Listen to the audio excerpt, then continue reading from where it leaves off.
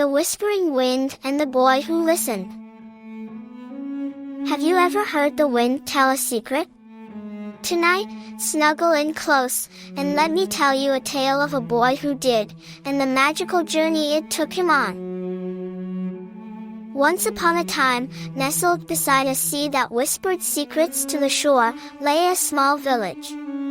Stone houses huddled together like sleepy sheep, and colorful fishing boats bobbed gently in the harbor. Wind chimes, like tiny silver bells, danced on every dock, tinkling melodies only some could truly hear. In this village lived a young boy named Emir.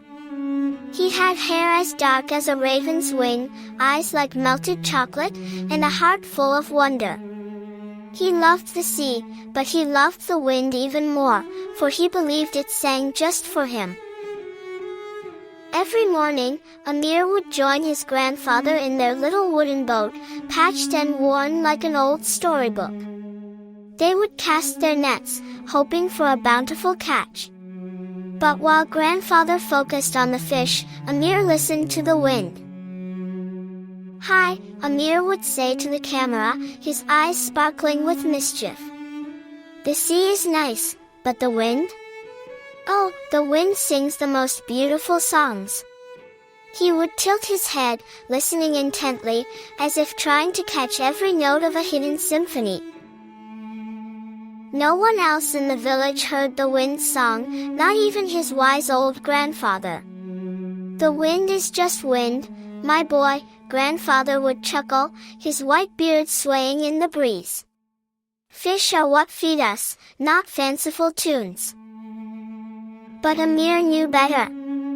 He heard melodies in every gust, secrets whispered on the breeze. Sometimes, he would whistle back to the wind, and it would whistle back too, a playful conversation between a boy and the sky.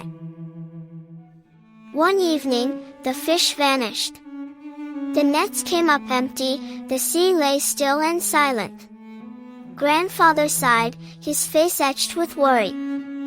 "Something's wrong with the sea," he muttered, shaking his head.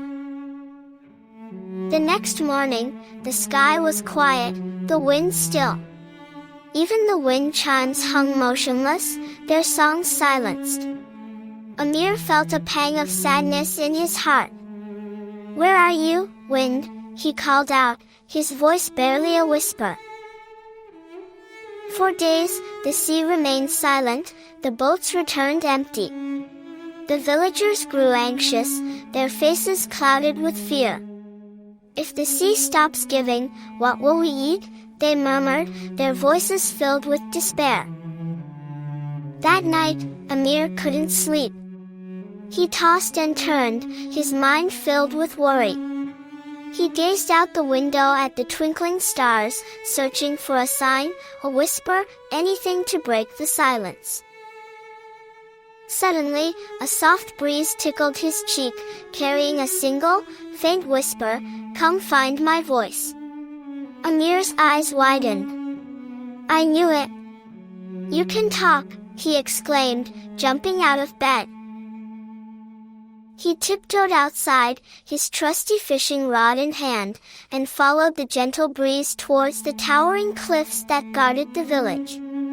The wind tugged at his sleeve, guiding him like an invisible friend.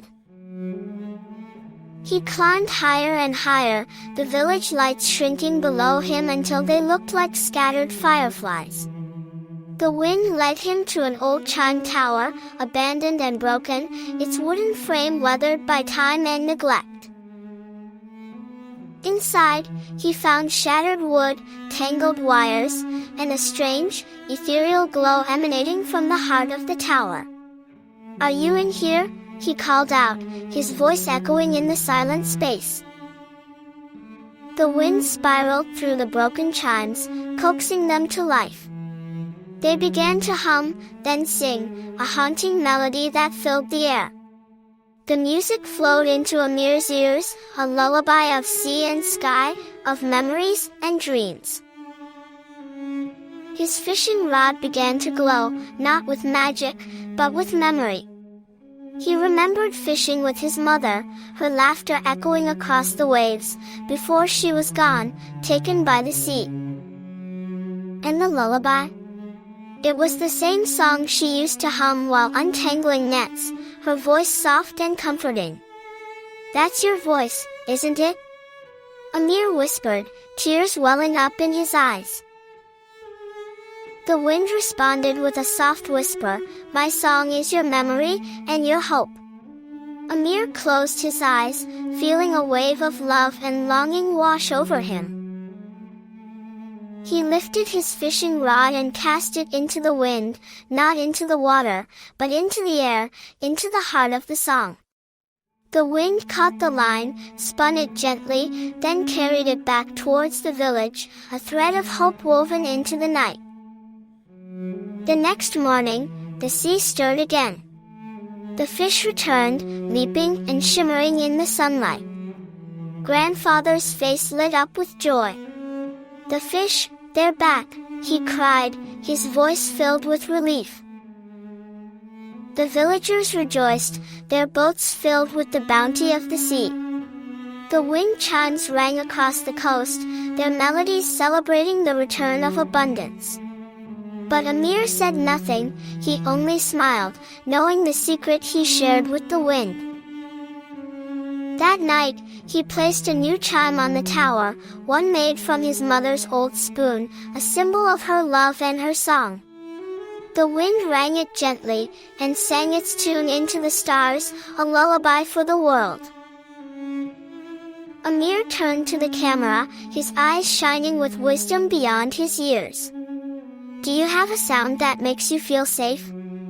A whisper that feels like home?" he asked. "If you find it, listen to it, and follow it." From that day on, Emir didn't just fish with his rod, he fished with his ears, and his heart. And the wind always answered, with songs only he could hear, secrets whispered on the breeze. And some days, if you stand quietly by the shore, close your eyes, and listen with your heart, you might just hear it too, the whispering wind and its magical song. Now close your eyes, little ones, and dream of the whispering wind and the boy who listened. May your dreams be filled with music and magic, and may you always find the song in your own heart. Good night.